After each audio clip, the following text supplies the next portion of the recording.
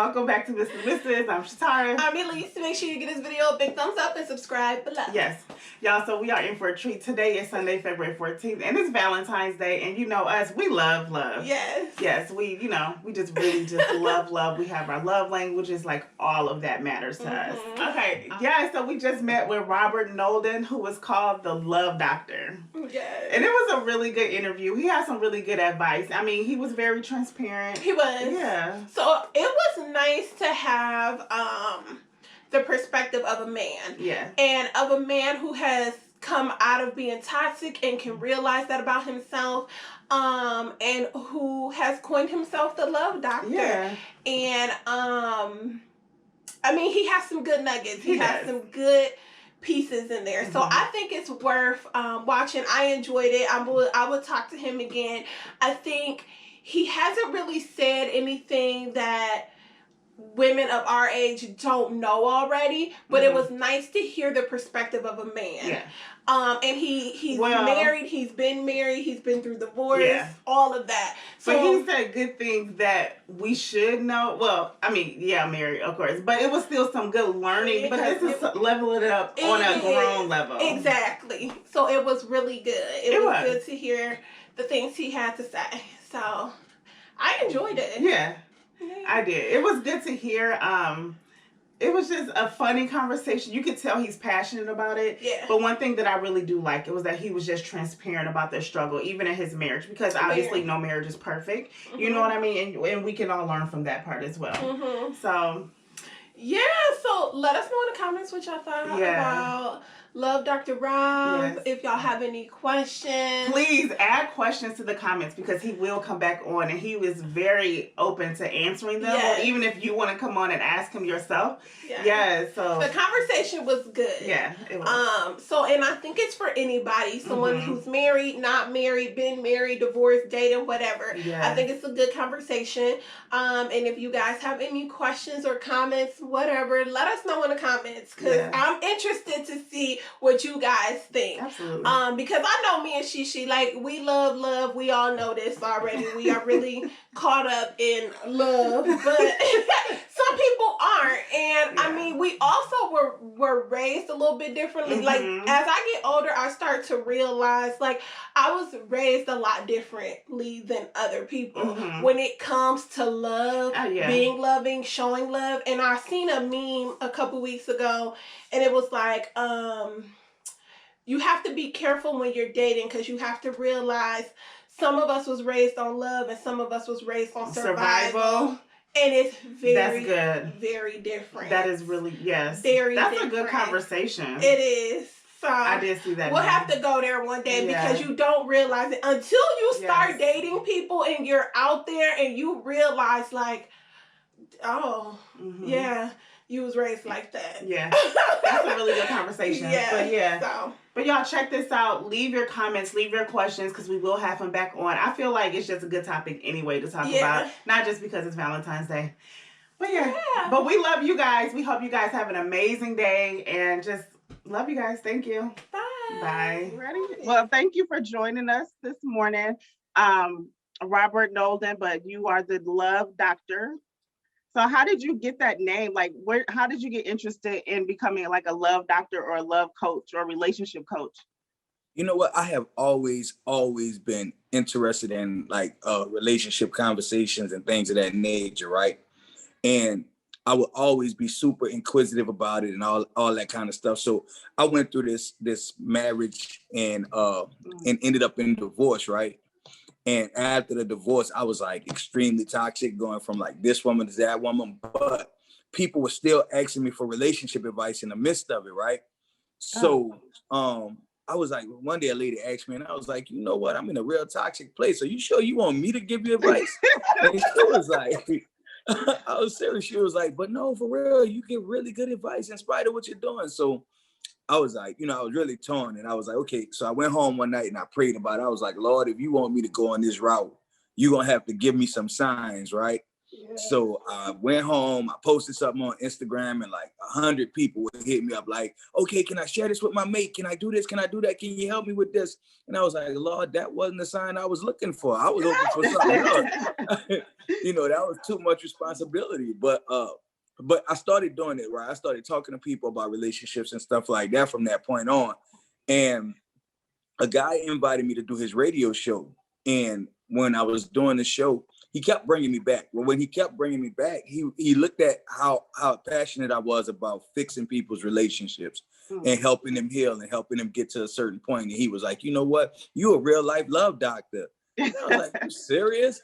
But it stuck. And like every time I would go on the show, he would be like, okay, we got the love doctor back on. And then people just caught it and ran with it. So, and it's been love doctor ever since. Oh, wow. So can I ask you how long you were married? The first time I was married, 12 years. But I got married at 21. I got married at 21. I knew not to cheat, right? Because my dad was a cheater. So I knew I didn't want to do that. But I had like poor communication skills. You know what I mean? And I didn't understand the value of communication at that point. Like it didn't resonate with me like, okay, you still have to talk about things. You still have to be there, you know, things of that nature. I wasn't really well versed in that. The only marital advice I got in the beginning was like, well, you know, if this don't work, you could always get another one, which wasn't really the most helpful advice. You know what I'm saying? Right. I wasn't really prepared for its success at that point. It was like, you know what? I could trade you in and get another one. Like, so, but, I mean, that's the way it was explained to me. So I did that. And, you know, we went through a patch, we kind of grew apart, you know, then she started doing stuff and the marriage kind of fell apart. And at that point, if you asked me right then what happened, I would have been like, she did. And then, you know, like I said, after divorce, I was like in a super toxic place. And at some point I realized that I did have to own some of my own stuff. You know what I mean? Like, okay, I know what she did, but what did you do? How did y'all get to this point? You know, and that's when the healing process actually started, you know? Yeah. So from there, it was just like, okay, now you're doing the inventory. How can you become better down the line?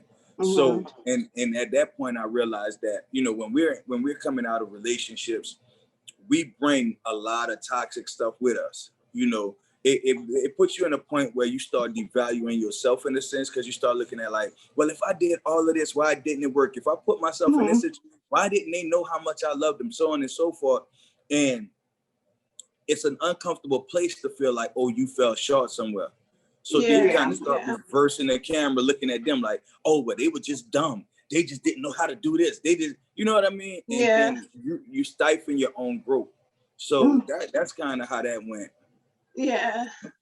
So when you got married the first time, do you think you were ready to be married, or do you think people are truly ready to be married?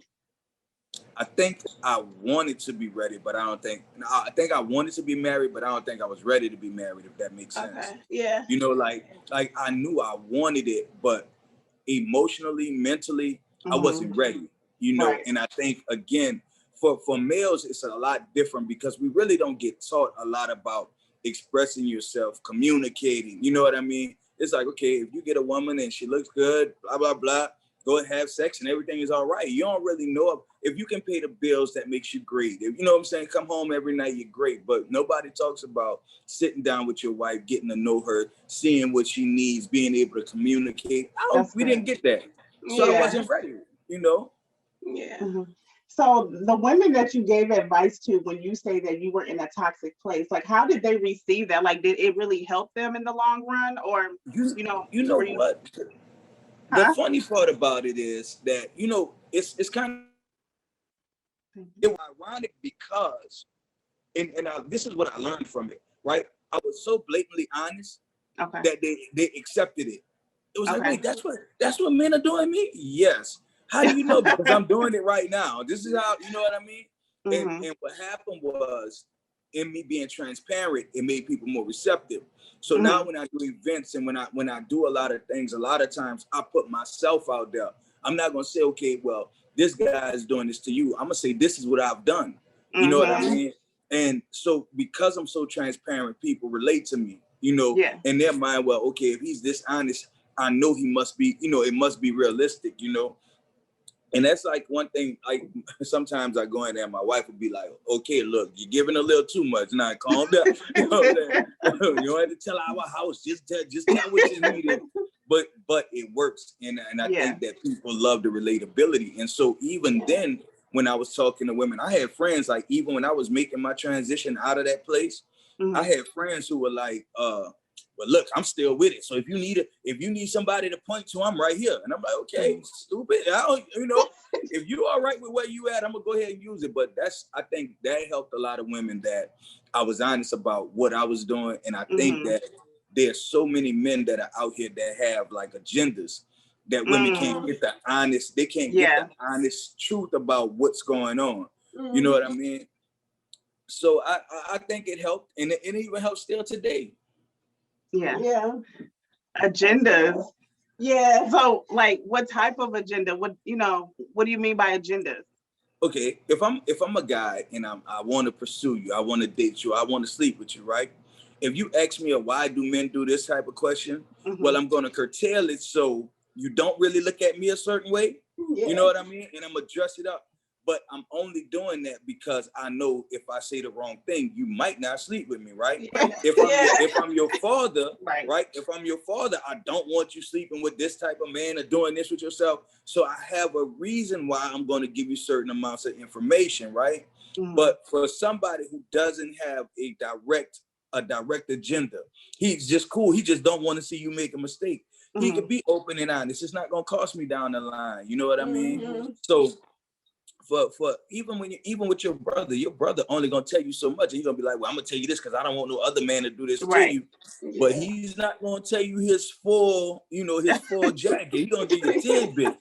Watch out for this, right? Well, brother, what are you doing? That's not important. Don't worry about what I'm doing. Just so that's one of the things I've learned. Like them agendas are real.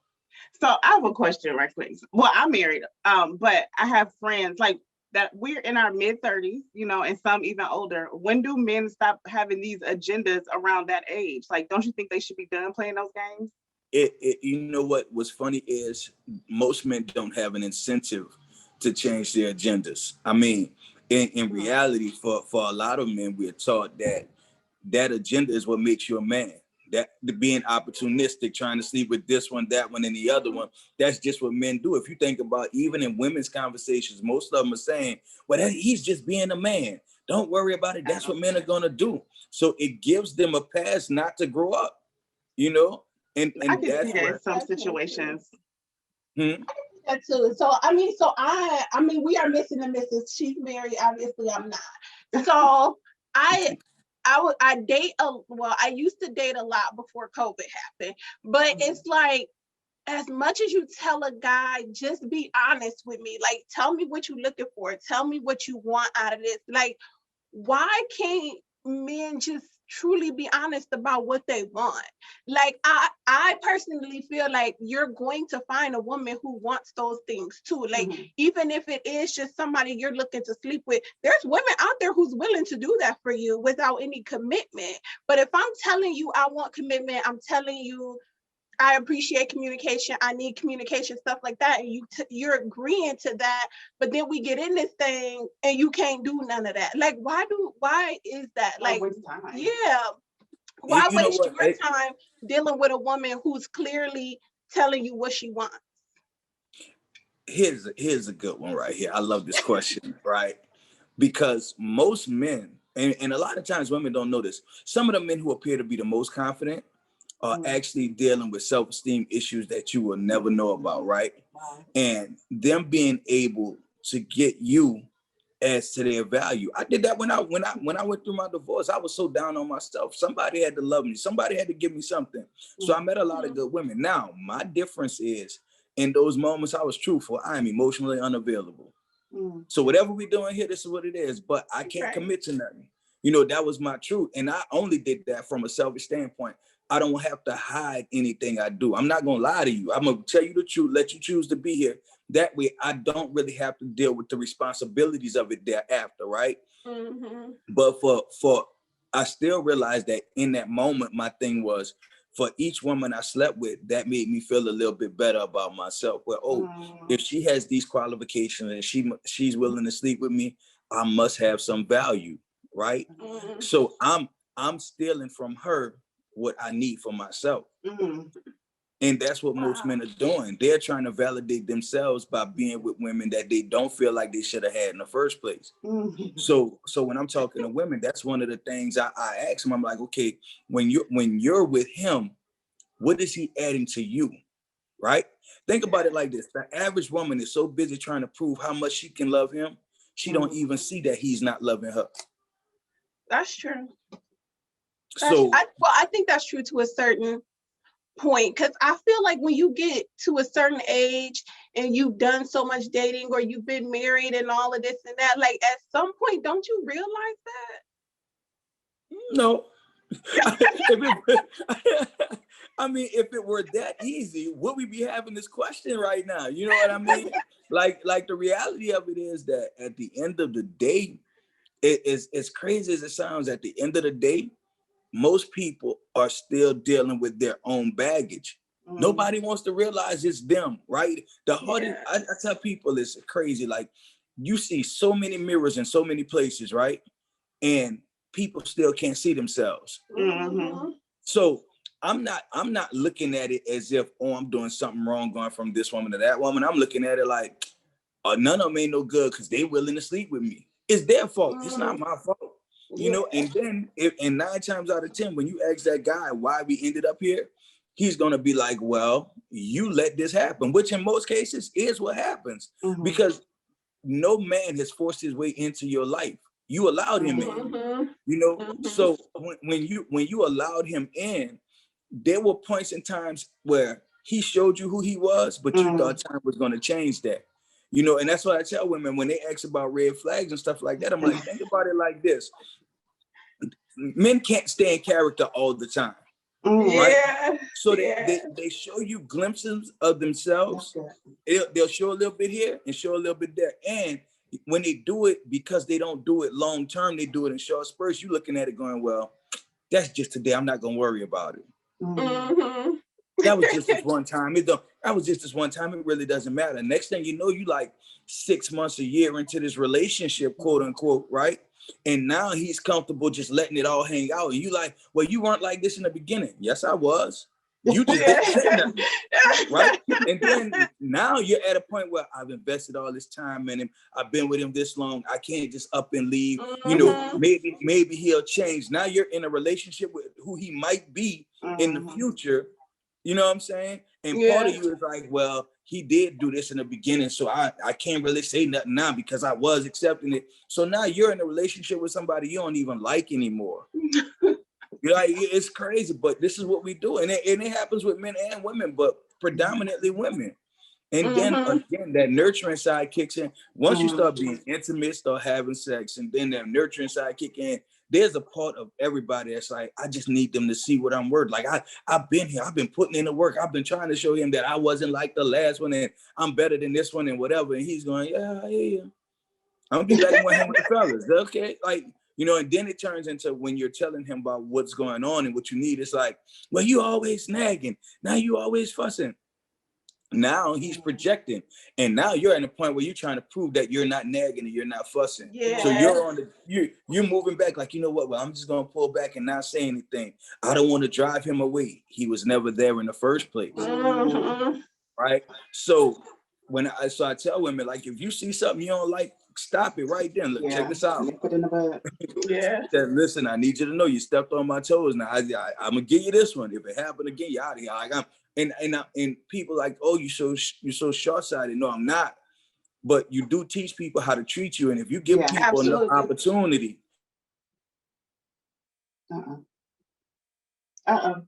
expecting less instead of getting what you deserve.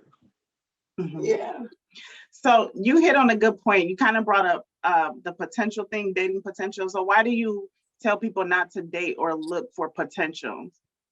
Potential is a myth. You know, I feel like this. It's one thing if you meet me and I'm actively trying to grow into that place, because that's not potential. You know what I'm saying? Like when you see somebody working towards something, you're seeing them strive, right? Mm-hmm. I can see you dating somebody who's driven. I can see you dating somebody who's pursuing change. I can see that. Mm-hmm. But somebody you looking at going, one day he might be. Yeah, one day he might not be. You know what I'm saying? I don't have time for you. I don't have time to show, like, people do it, like, because potential work both ways. Yeah. God his representative shows up, right? And when his representative shows up, he's showing you all the stuff you need to see, none of the stuff that he really is, right? Mm-hmm. So you hire this fool, right? So now he got so now you started interacting with him and so on and so forth. And the next thing you know, it's like, okay, well, in the beginning, he was like this. Maybe one day he'll go back to being that person. Girl, look, I ain't got time. This morning I was, because I try to continue educating myself. And just this morning, there was a thing in the thing, it was talking about how you remember things, right? Mm-hmm. And they say, like, the crazy part about your memory is that every time you remember something, instead of you remembering that actual first instance, you're remembering the last time you remembered it. And every time you do that, you add something to the story, right? Okay. So when you're remembering who he was in the beginning, you're adding value to him every time you tell that story, because you don't want to look like the fool. Right? Yeah. So he's looking better and better. So now his potential is getting better. No, I forgot. I don't remember you. Now, if we're dating who you're gonna be in the future, let's just say, I know what you can be one day. Well, what's wrong with today? Why can't you be that person today? You know what I'm saying? I don't know what tomorrow holds. Like I'm not a psychic. I'm not a psychic nor a prophet. I don't know how much time I got with you. I can't wait for you to get there. You know what I'm saying? Yeah.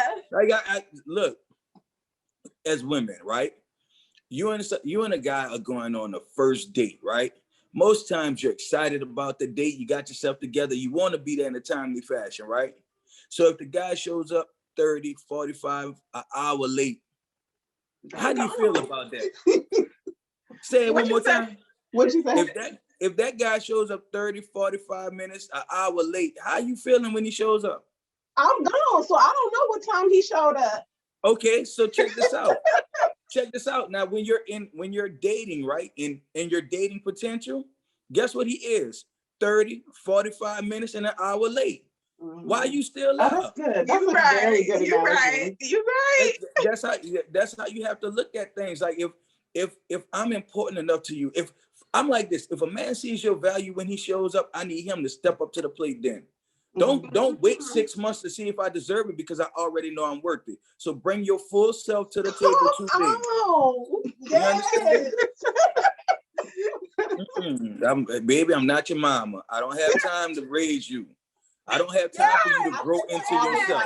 Yes. No. I do. I say that all the time. Like she already has a child. She don't got time to be raising two, and one that's supposed to be grown. Hey, how you feel? Going, baby, go up in there and get my boyfriend diaper. No, we're not doing none of that. None of that. It's over with. At this point, you gonna be all the man I need, or you gonna be the man who's standing in the way of the man I need. But you got to move. That's good. Come on. I'm here for it. Okay, so my last question though is about love languages. So I am like really into love languages, and I truly believe, so I don't believe that people only have one love language. I think everybody has all 5 of them at different times in different ways, whatever, maybe at some kind of capacity, some higher than others. But do you truly believe you have to love a person according to their love language in order for relationships to work? I think so. And I'm gonna tell you why. Because you can't change the way people feel love, right? So if you can't love them according to the way they need it, what'll happen is they will view it as you don't love them at all. My wife is a time person, and she's a words of affirmation, right? So and it's times where like I'll buy her a gift, right? And it's like, it's cool, thank you, I appreciate it. but you know you've been busy all week, right? You know, you like, you know what I'm saying? Like, you haven't been here to rub my feet type stuff or whatever. And I could rub her feet for 5 minutes and she's like, oh my God, this was, but that touch, you know what I'm saying? That touch, that time, oh, you're beautiful, that thing, that motivates her, right? Yeah. And for me, I'm one of those people that I need attention. I know that though. I know that about myself. So when she gets too busy or when she moves in a certain way, hey, look, I need you to do this because I don't see what else you're doing because the other things you're doing aren't adding value to what I think love is. You know what I mean? Yeah. Even though I might appreciate it, it's still not what I need. And if you think about it, that's what most people are doing. They're walking around looking for what they need. The problem is they see what they want more than they see what they need, and they don't realize what they need until they're not getting it. By that time, they're fed up and they're just moving on. Yeah.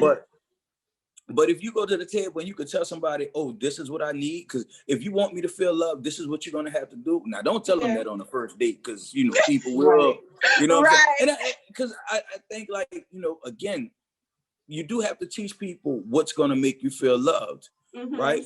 But I think that comes after you start feeling like, okay, they care about me. Yeah. You know? Yeah. But I think like right now we live in an era where, you know, women are at a point where they're so intentional about being independent that they're giving men an opportunity to be less of a man. Right? So you come to the table and you're like, well, okay, I don't need a man to do this and I don't need a man to do that. And now that man's not doing it. Right. I look at there's some women who I know of that have, let's say they're more fluent or whatever. Right. So you look at them and you see them taking trips with their man. And in the beginning, I would tell people like, that's crazy. They're like, why? Because he's not. OK, case in point, if you're in a relationship with a man and you can afford to take him somewhere. Right. But you always taking him somewhere. What's gonna make him do something different, right? How do you know he's not there for what you're providing? What value did he add to your life?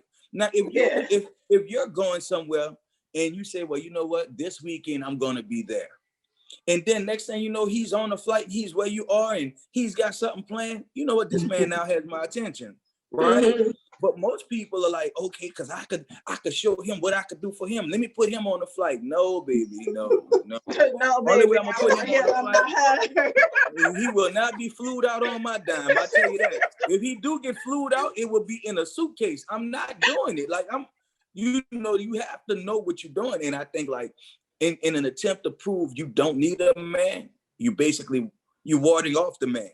Because he's not gonna be a man when he shows up. Again, he's gonna be in child mode. Yeah. So, you know, that's kind of like some of the stuff that I'm looking at. But as far as like when you're talking to people about what you need, what you desire, very few men are in a position where they know what they need emotionally, right? So unless he's grown into his emotional intelligence, you're gonna be fighting a losing battle. Because it's hard to be what somebody needs when they don't know what they need. So, and I think that's like when you're dating a guy, you got to do some investigative work. Ask him, and I say this all the time: who hurt you? Very important question. Who hurt you? If he can't tell you, he's a liar. Every man I know knows exactly who hurt him and when they did it. I promise you. You know, real talk. Like I tell women this and they think it's a joke, but I prove it every time. Almost every man that I know can tell you the first girl that broke his heart. I agree with what that. Age he's at. I don't care what age he's at. He can tell you. Yeah. So when you ask who hurt you, if he can't say, oh, it was so and so, he's not ready to open up there, right? He's still closed off. You can't date somebody emotionally closed off, right? Yeah. So you ask that question: how did you heal? That's good. If I can't answer how I healed, then maybe I haven't healed yet. Exactly. Right? Because if when you go through that healing process, it takes time and it takes steps. So you have to know. I could go back to you and tell you, like, I had to emotionally detox. I had to separate myself from people. They had some friends I had to push away, women I couldn't talk to, certain things like that. Like I could tell you those steps. Then, you know, after you ask that, you ask him, well, how has he grown from the hurt?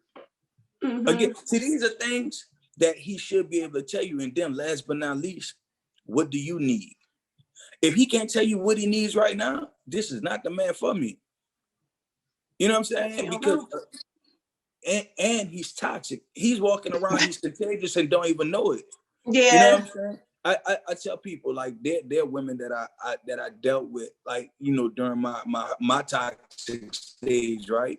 Mm-hmm. And I said it was irresponsible for me to date those women, even if I was telling them the truth, because even if they accepted it, they didn't know how contagious I was. I know for a fact that I left women damaged because I was in a damaged place. And even when I was telling people, like, look, yeah, I'm emotionally unavailable, I should have been physically unavailable too. Mm-hmm. You know what I'm saying? I should have stayed. Like, you know, when they take you through this 14-day quarantine period and all this with this COVID stuff, the fact of the matter is you have to go through a detox stage. You have to go through a quarantine stage after coming out of a breakup.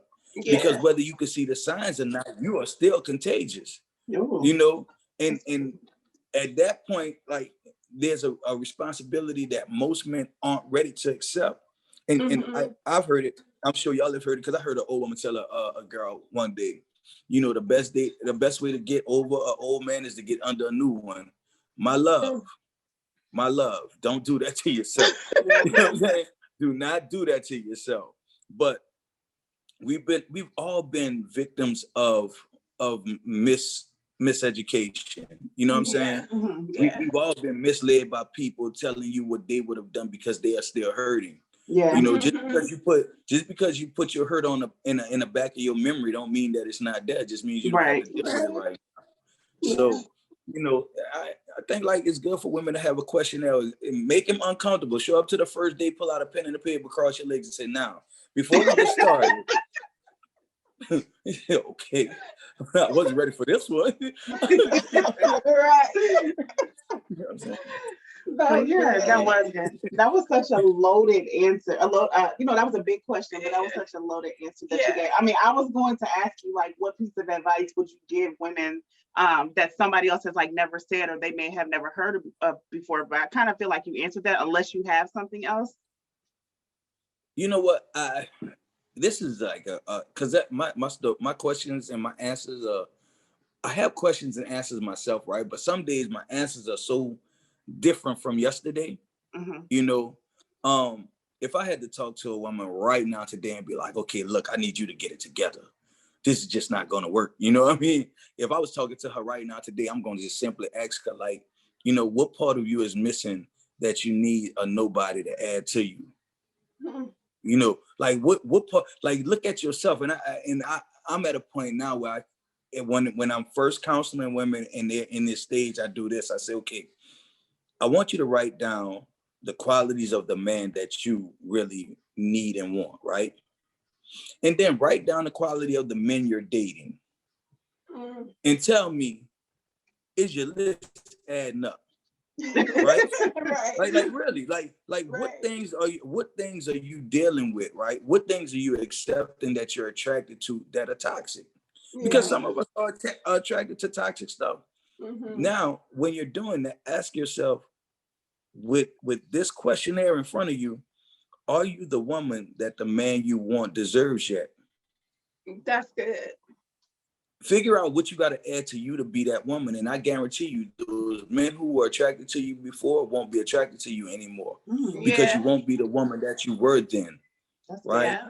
And your personal growth will grow you into the relationship that you open for. Okay. That was good. That was a good little nugget. It was good. Well, thank you. Yeah, I have fun with this. I love this. Yeah. I mean, I can tell you love it. You're passionate about it. And I appreciate your transparency, you know, just to be real, you know. Yeah, but yeah, thank you so much. Like I said, anytime. I enjoy this. Yeah. We probably have to come back with some questions, like, from other people after we release this video. I'm ready. Okay. You know, I'm gonna have to bring y'all on my live one night, and we can really go into it. You know what I'm saying? Because when I started the live, I started it so me and other men could have conversations about things that men talk about and deal with. And then it turned into, well, why don't you have some women on there so they could really ask some questions? And I was like, you know what? I could incorporate that. You know, it still could be a man conversation Monday, but you know, some women put me on the spot and ask me some questions that women really want to know the answer to. So yeah, I've been trying to incorporate more women in the conversation the best I can. So you know, we're gonna have to definitely put something together. Thank you. Yeah, that'll be nice. Yeah. I mean, we can. Yeah, that'll be nice. You know, I'm telling you, it's a beautiful time. It is. And I mean, these conversations are always fun to me. I mean, me and my husband have conversations like this all the time, just talking about our past and like, you know, and who we are now. So we really just be laughing and just talking about even the things that we've learned from and learned about each other. Yeah. So I have some conversations with my wife like that too. And she'll be like, yeah, because when I was with him, he did this. And I was like, I'm so happy he did that. No. I'm so proud of him. Can you have his number? Can I call and thank him right now, please? I know that's right. I know that's right. God know what he was doing. He's an on-time God. Yes, he is. Yes. Yes, I agree. I feel you. Yes. Yes. Yeah. But yes, thank you so much. Thank you so much. This was good. Yeah, it was. Time. Yes. Oh, y'all are so welcome, man. Y'all are welcome.